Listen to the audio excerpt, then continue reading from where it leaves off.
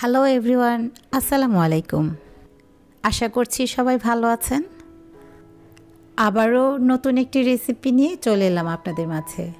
আমার আজকের রেসিপি আলু দিয়ে মুরগির ঝোল তরকারি। প্রতিদিনের খাদ্য তালিকায় এই মুরগিটা যেন আমাদের থাকাই চাই। প্রতিদিনই এটা সবাই কম বেশি রান্না করে থাকেন, তাই এটা রান্না করে দেখানোর মতো তেমন কিছুই নয়। তবে অনেক সময় দেখা যায় কি, একটু ঝোল করে রান্না করতে গেলে হয় এটা একটু পানসে টাইপের হয়ে যায়, আবার নয়তো কখনো মাংসের একটা আষ্টে গন্ধ থেকে যায়। আমার এই রেসিপিটা ফলো করলে আশা করি আপনাদের এই সমস্যাগুলো থাকবে না। তো চলুন দেখে নেওয়া যাক রান্নার প্রসেসটা।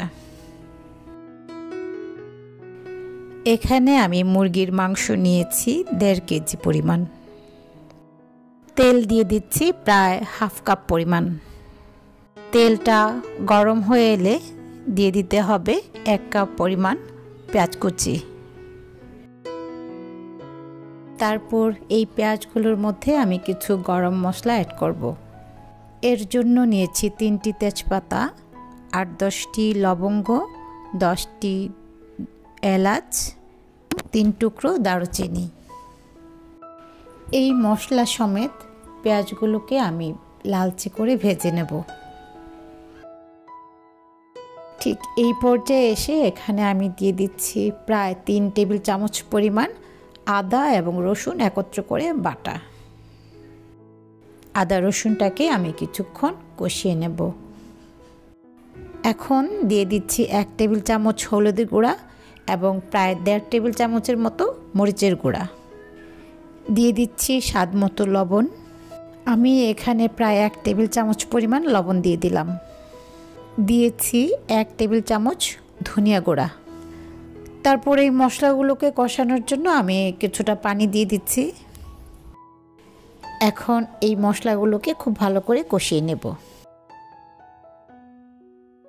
মশলাগুলোর উপরে যখন তেলটা ভেসে উঠবে তখন আমি এই মুরগির টুকরোগুলো দিয়ে দেব। ফুল আছে এই মুরগির মাংসগুলোকে আমি মশলাগুলোর মধ্যে খুব ভালো করে কষিয়ে নেব।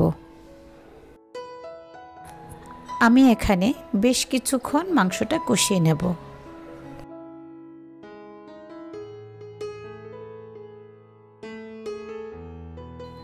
তারপর ঢাকনা দিয়ে কিছুটা সময় রান্না করব। এই সময়ে আগুনের আঁচটা কিন্তু ফুল থাকবে। মুরগিগুলোকে আবারও কিছুক্ষণ নেড়ে চেড়ে আমি এর মধ্যে টুকরো করে রাখা প্রায় হাফ কেজি পরিমাণ আলু দিয়ে দিচ্ছি। আপনারা আপনাদের পছন্দ মতো আলু কম বেশি করে নিতে পারেন। এই আলুগুলোকেও মাংসের মধ্যে কিছুক্ষণ কষিয়ে আমি আমার পছন্দ মতো এখানে আমি পানি অ্যাড করে দেব। আপনারাও আপনাদের পছন্দ মতো ঝোলটা কম বেশি করে অ্যাড করতে পারেন।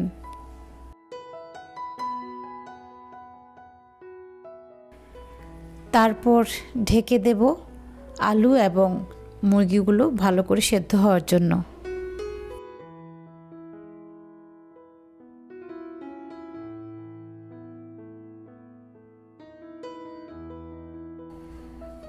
রান্নাটা আমার প্রায় হয়েই এসেছে।